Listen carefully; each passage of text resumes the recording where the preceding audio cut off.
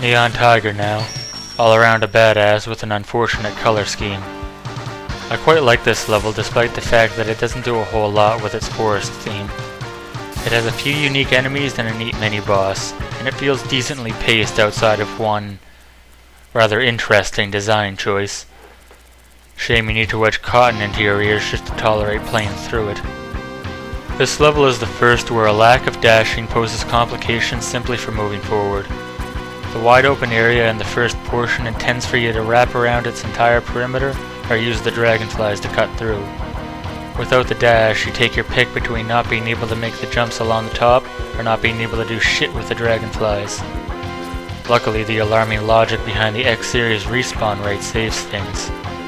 Manipulating the leftmost dragonfly off-screen as I did forces it to respawn into a different flight path, bringing you close enough to the wall to continue on your way.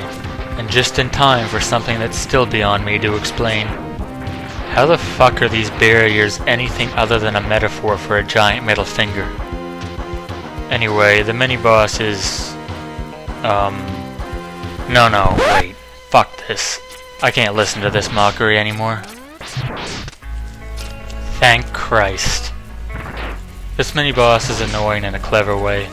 You're more likely to fuck yourself over by accidentally firing into his projectiles or letting one fake you out than you are actively getting hit by an attack. There's a bit of luck involved in doing this quickly since he enters and exits the dirt in random positions.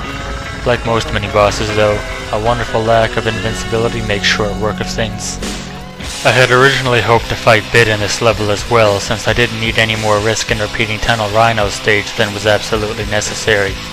But I figured I might as well have stuck something in there to keep it tolerable. The next stretch of level is fairly tepid. It's mostly just a finger workout. There's a bit of bullshit in the form of small capsule enemies behind the large mace ones though. Those fuckers can sneak shots in on you pretty easily if you aren't paying attention while you turret your way through the red guys. And that's that. Am I the only one who thinks the spikes in this level look like Sting Chameleon took a shit over everything? I am? Empty stretches. Never stop letting me make an ass of myself.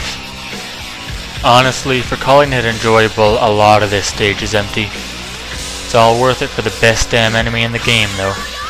Mostly because they expose X as the hypocritical jackass he is. Those fucking caterpillars are cute and they aren't doing shit to anybody.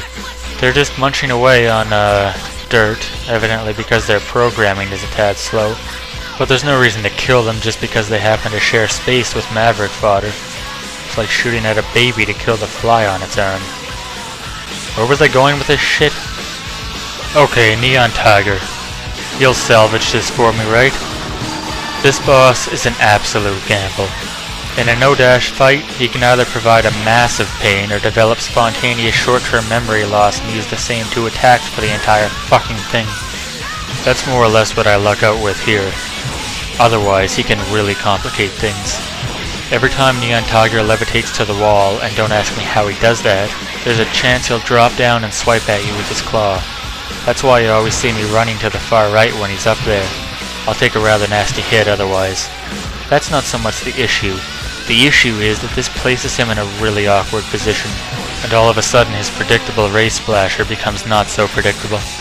More importantly, if he decides to levitate towards the wall again, you're going to be in a world of pain trying to avoid his movement, and the fact that he can swipe from this position as well completely fucks you over.